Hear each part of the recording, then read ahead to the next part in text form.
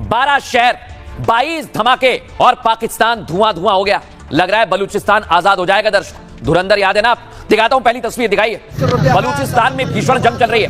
15 पाकिस्तानी सैनिकों को मारा गया है। ये तस्वीर जरा आप देखिए। इन तस्वीरों को देखकर आप समझ सकते हैं कि हालात वहां पर क्या हो गए कि अब कराची के लिए कुछ करना है। अच्छा। ये कराची वालों के लिए खबर है। बलूचिस्तान भर में दहशतगर्द तंजीम BLA ने ऑपरेशन हेरौफ 2.0 लॉन्च कर दिया। सैकड़ों लोग मुतासिर, कोयटा की सड़कों पे लाशें, ग्वादर तक फायरिंग और धमाके। बड़ी मेहरबानी मैडम। बात यह है कि देखें, सर्जेंसी इस वक्त मुल्क में माशी है, माशी इनकिलाब के लिए या अपने बिजनेस को डूइंग ऑफ बिजनेस को सेट करने के लिए। और इस वक्त जो हमारी फैक्ट्रियां हैं वो सारे बंद हो रही हैं।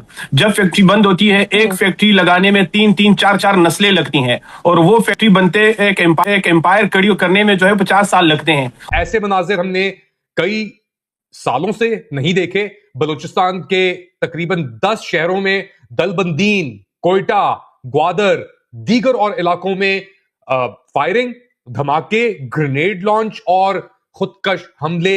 BLA जो एक दहशतगर्द तंजीम है पाकिस्तान में, और अक़वाम मुत्तहिदा भी इसे दहशतगर्द तंजीम मानता है, उसने ऑपरेशन लॉन्च किया। मैं आपको दिखाता हूं दर्शकों, कोयटा शहर में धमाके देखिए जरा। यहां पर लोग जा रहे हैं, गाड़ियों से निकल रहे हैं, लेकिन धमाके हो रहे हैं। और ये धमाके बताने के लिए काफी है कि इस समय बलूचिस्तान में पाकिस्तानी आर्मी और बलोच लड़ाके एक दूसरे के सामने आ गए। और इस वक्त सूरत हाल यह है कि हमारे पास जो फॉरेन इन्वेस्टर है वो तो नहीं आ रहे हैं। हमारे अपने इन्वेस्टर जो है वो दुबई माइग्रेट कर रहे हैं, कोई तुर्की जा रहा है, कोई लंदन जा रहा है। और उसके लिए जो बेहतर सूरत हाल वो यह है कि सिंगल डिजिट जो है वो बैंक इंटरेस्ट होना चाहिए। आप मुझे दे सकते हैं कि कितने लोग हैं जो इस वक्त कोयटा से अपने कारोबार को बंद करके माइग्रेट हो गए? दोस्तों, अगर आप अब तक यह सोच रहे हैं कि पाकिस्तान में हालात कंट्रोल में हैं, तो जरा रुकिए, क्योंकि जमीन पर जो हो रहा है वो इससे बिल्कुल अलग कहानी कहता है। हाल ही में सामने आई अलग अलग रिपोर्ट्स के मुताबिक क्वेटा समेत कई अहम इलाकों में एक के बाद एक गंभीर घटनाएं दर्ज की गई हैं, जिनमें आम लोगों से लेकर सुरक्षा से जुड़ी जगहों तक को निशाना बनाए जाने की बातें सामने आई हैं।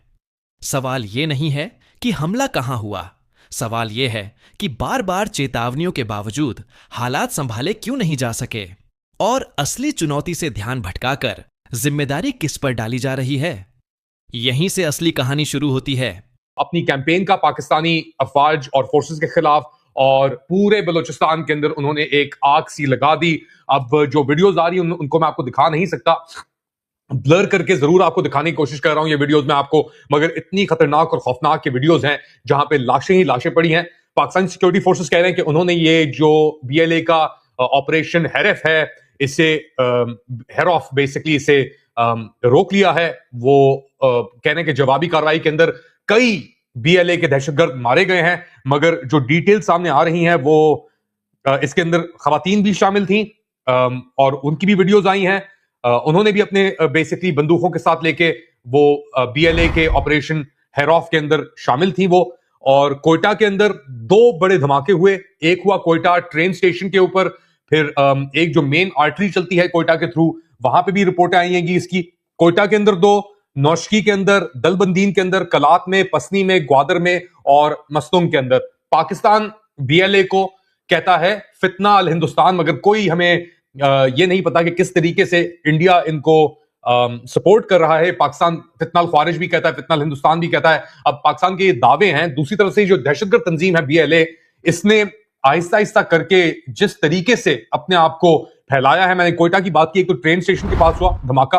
अब ट्रेन के ऊपर कोयटा से जो चलती हैं, कोई भी एरिया वहां पे कोयटा के अंदर, बलूचिस्तान के अंदर इनके काबू में नहीं है। आप इस बात का अंदाजा लगाएं कि कोयटा की सरियाब रोड सबसे मेन रोड समझी जाती है। वहां पे दहशतगर्दों ने एक पुलिस वैन को अटैक किया। उसके रिस्पांस के अंदर जो FC वहां के नौजवान थे, उन्होंने 4 BLA के दहशतगर्दों को बेसिकली मार डाला। साथ साथ नुश्की के अंदर FC हेडक्वार्टर्स के ऊपर BLA के दहशतगर्दों ने हमला किया।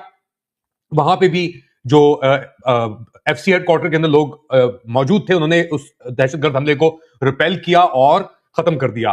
फिर उसके बाद दलबदीन हेडक्वार्टर्स FC के अंदर दहशतगर्दों ने खुदकश हमले किए और तोड़ने की कोशिश की गई, और वहां पे अभी तक इतलात के मुताबिक जो आखिरी आई थी फायरिंग जारी है।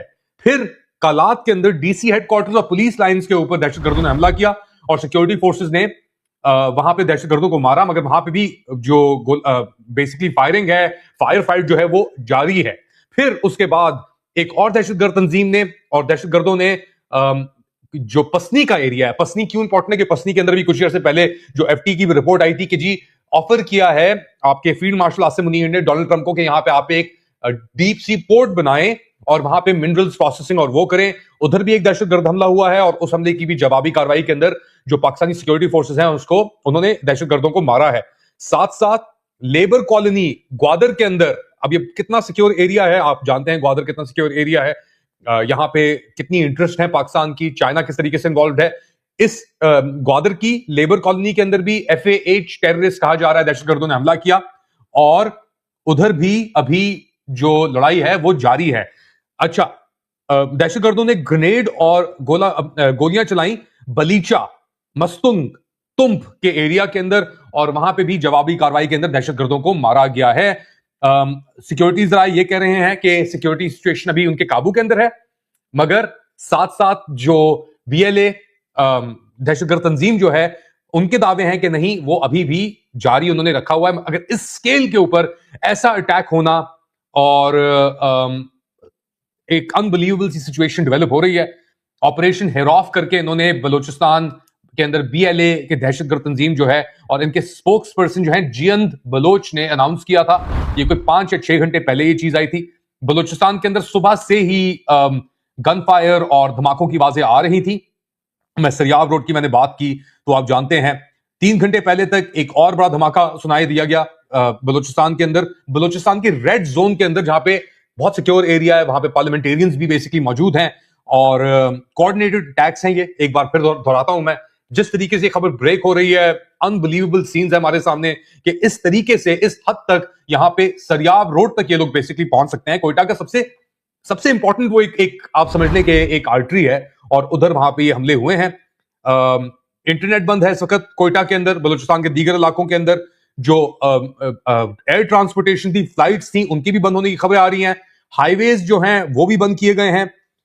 कहा यह जा रहा है कि ये BLA दहशतगर्द तंजीम का जियान फैक्शन जो है वो उसने ये ऑपरेशन हेरॉफ करके यहां पे ये हमले किए और अब इसकी डिटेल्स आहिस्ता आहिस्ता आना शुरू हुई।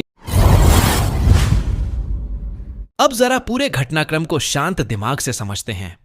हाल के दिनों में बलूचिस्तान के कई इलाकों से हिंसा और अस्थिरता से जुड़ी खबरें सामने आई हैं। अलग अलग मीडिया रिपोर्ट्स के अनुसार क्वेटा में सार्वजनिक स्थानों और सुरक्षा मूवमेंट के आसपास धमाकों जैसी घटनाओं का जिक्र किया गया। वहीं अन्य जिलों में भी सैन्य और प्रशासनिक ठिकानों पर दबाव बढ़ने की बातें कही गईं। इसके साथ ही ग्वादर जैसे रणनीतिक इलाकों में काम कर रहे श्रमिकों और प्रोजेक्ट्स की सुरक्षा को लेकर भी गंभीर सवाल उठे हैं, जहां विदेशी नागरिकों की मौजूदगी के कारण अंतर्राष्ट्रीय स्तर पर चिंता बढ़ना स्वाभाविक है। इन घटनाओं के बाद आधिकारिक बयानों में सख्त कार्रवाई और हालात पर काबू पाने के दावे तो किए गए, लेकिन अंतर्राष्ट्रीय विश्लेषकों और मीडिया की एक बड़ी धारा लगातार यह पूछ रही है कि क्या यह केवल बाहरी आरोपों से हल हो जाएगा या जमीनी स्तर पर सुरक्षा तंत्र और इंटेलिजेंस सिस्टम की समीक्षा भी जरूरी है। कई रिपोर्ट्स में यह भी कहा गया कि बलूचिस्तान लिबरेशन आर्मी जैसे संगठनों से निपटने के लिए केवल बयानबाजी नहीं, बल्कि दीर्घकालिक रणनीति, स्थानीय भरोसा और प्रशासनिक सुधार भी उतने ही अहम हैं। आज असली मुद्दा यह नहीं है कि दोष किस पर मढ़ा जाए, बल्कि यह है कि आम नागरिकों की सुरक्षा, आर्थिक परियोजनाओं की स्थिरता और क्षेत्रीय शांति कैसे सुनिश्चित की जाए। जब तक मूल समस्याओं पर खुलकर चर्चा और ठोस समाधान नहीं निकाले जाते, तब तक हालात में स्थायी सुधार की उम्मीद करना मुश्किल होगा। यही वजह है कि यह विषय केवल एक देश तक सीमित नहीं रहता, बल्कि पूरे क्षेत्र की स्थिरता से जुड़ा सवाल बन जाता है।